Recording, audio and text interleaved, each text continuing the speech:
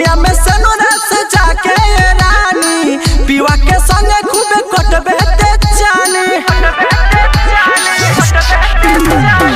मंगिया में सनुरा से जाके रानी पीवा के संगे खूबे कटबे ते जानी बाकी बात को हमर भुलई है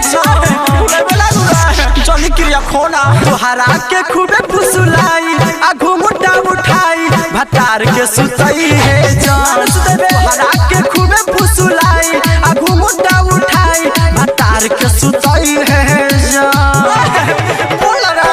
रोड पे काम के लहरी में घुस के मजा खूबे लुटले ओठ से उठते सटहिले गोदी में हमारा बैठी के गोरी बर्फी समोसा खूबे खइले याद बानू तोरा हम मोय के रखा गइले लहरी में घुस के मजा खूबे लुटले ओठ से उठते सटहिले गोदी में हमारा बैठी के गोरी बर्फी समोसा खूबे खइले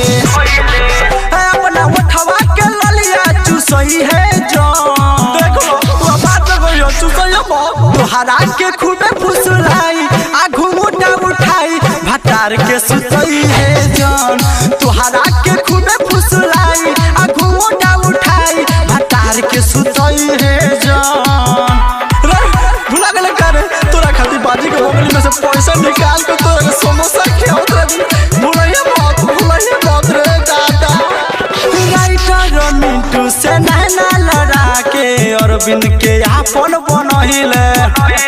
खोखा खजाना के देखे ते धोखा ऋषि राज के दुल्हन ते भइले बोल रे काहे कोइला राइटर मिंटू से नैना लड़ा के अरविंद के आपन बनहिले खोखा खजाना के देखे ते धोखा ऋषि राज के दुल्हन भइले बाकी दिलवा से हमके मिटई है